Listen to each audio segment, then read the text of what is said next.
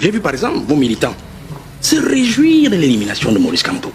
Moi j'ai vu ça sur les réseaux sociaux. Et on peut pas parler. Madame. On peut pas parler des positions des militants. Je ne vais pas entrer dans les invectives de M. Sepo.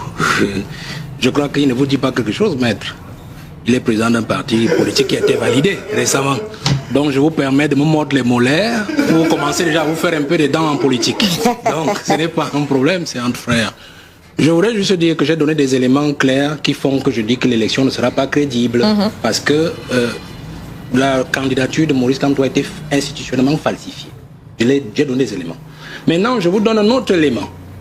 Pour voir pourquoi est-ce que je dis qu'elle ne sera pas crédible. Parce que M. Kamto, c'est d'abord l'animateur principal de la vie politique depuis 2019, qu'on le veuille ou pas. Il n'est pas question d'avoir 10 députés, 100 maires ou ainsi de suite. Nous les appelons les chauffeurs de salle. Avant l'entrée des grands artistes. Ce n'est pas parce que vous êtes très actif à l'entraînement que vous êtes le meilleur joueur au terrain. S'il vous plaît. C'est 1 minute à Valère Bessala. On reviendra. Oui, Valère, allez-y terminer, je vous en prie. S'il vous plaît, monsieur Sepo. Il y a toujours les chauffeurs de salle.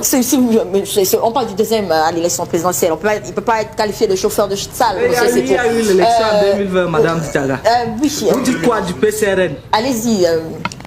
Monsieur Sepo, je ne joue pas à One is Bet, des jeux de hasard. Alors, je voudrais... Sans publicité. Je voudrais simplement dire ici que je m'amuse un peu quand je vois Honorable Ndjip tenir son propos. Quand on pense politique, monsieur Ndjip, on pense global, surtout quand on a face à soi un régime fort et un parti fort. J'ai vu par exemple vos militants se réjouir de l'élimination de Maurice Kamto.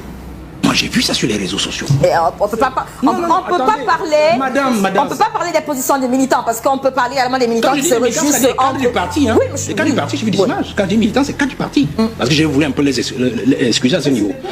Écoutez, parce qu'en fait, pourquoi est-ce que ce sera pas la crédible? guerre de parti n'est pas née avec le PCRN. Nous gagnons à ce que Maurice Kamto aille aux élections, même pour vous, du PCRN. Moi, je vais vous dire des choses. Non, pour terminer, je suis sorti, madame. Sur la 1 minute, oui. Pour nous autres, et je l'ai toujours dit sur tous les plateaux, ma candidature était une candidature de calme.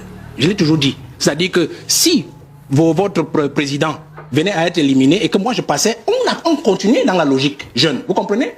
Si Maurice Kamto, qui animait aussi l'autre pan, venait à être éliminé, on aura toujours quand même quelqu'un de visible et quelqu'un de pertinent. Vous comprenez? Mais il y a toujours quelqu'un au-delà des autres qui sont aussi. C'est comme ça que je concevais ma propre candidature. Donc nous ne devons pas concevoir nos candidatures face à notre adversaire commun comme étant des candidatures exclusives des autres. Parce que le fait que Maurice Kamto aille aux élections, il allait participer par exemple à capitaliser l'électorat du Grand Ouest. C'est-à-dire au-delà de certains candidats par exemple qui peuvent rouler pour le parti au pouvoir. Très bien. Ça fait 1 minute. Par exemple traverser le septentrion. On sait quand même qu'ils ont fait un travail de fond de ce côté-là. Donc je ne voudrais pas que vous pensiez que vous pouvez aller aux élections tout seul et les gagner. Que parce que Maurice Kamto a été éliminé. Ce n'est pas ce qu'il a dit. Nous sommes dans un combat où il faut mutualiser les forces. Nous devons nous assurer que tout le monde, du moins les plus vaillants et les plus pertinents, aille jusqu'à la ligne d'arrivée, quitte maintenant à trouver qui va la traverser. Je pense que ce ne serait pas faire allégeance au professeur Maurice Kamto que de dire que s'il n'était pas présent, elle ne serait pas crédible pour différentes raisons. Il a été le candidat numéro 2. Il a occupé pendant tout le temps, depuis 2018 ou plus particulièrement 2019, l'actualité. Tout à fait.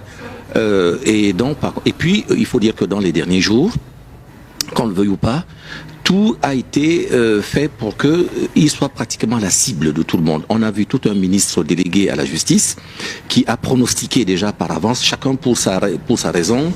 Il n'a pas d'élu, ça c'est une raison juridique.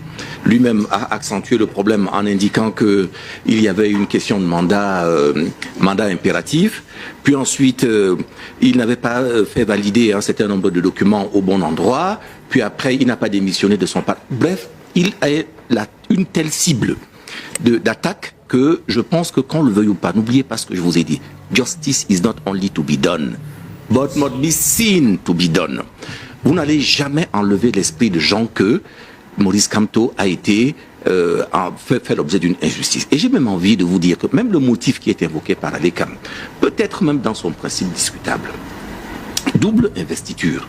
Ce qui est sûr, c'est qu'il y a, et quelqu'un l'a rappelé ici tout à l'heure, il y a une mémoire qui peut permettre d'indiquer que voici les personnes qui sont en mesure d'investir convenablement. Donc il ne peut pas y avoir de double investiture. Il n'y a que deux possibilités.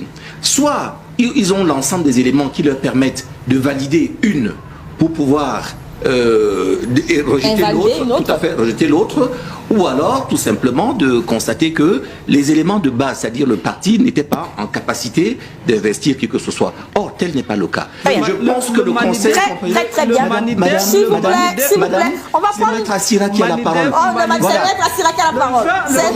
C'est Maître Assira qui a la parole. C'est Maître Assira qui a la parole. Et il n'a pas fini. Et Maître Assira a 20 secondes pour terminer. Je vous en prie. Je vous en prie. Je vous en prie. Je vous en prie. Je vous en prie. Cette attention. Avocat de ce candidat, vous allez le défendre conscient que je vous en prie. Vous avez organisé la défense des candidats sur votre plateau. Dites-moi, moi je n'ai pas été recalé. Ce sont les avocats qui vont défendre les candidats. Je vous en prie. C'est au Conseil constitutionnel. Faites attention aux documents qui circulent. Il y a beaucoup de fake. Justice is not only to be done, but must be seen to be done. Et je pense que même le Conseil constitutionnel, je pense que même le Conseil constitutionnel le sait. Très bien. Je peux dire que ne soyons pas surpris. On va prendre une pause. Ne soyons pas surpris de pouvoir le voir s'acheter une crédibilité. Comment tu peux aussi regarder une vidéo sans t'abonner? Abonne-toi. Surtout clique sur la cloche de notification. Ça, c'est la page de Buzz. Si tu veux être au courant des buzz et toutes les actualités au 237, abonne-toi et clique sur la cloche de notification. Partage aussi pour m'encourager. Surtout, si tu as quelque chose à dire, papa, lâche un commentaire.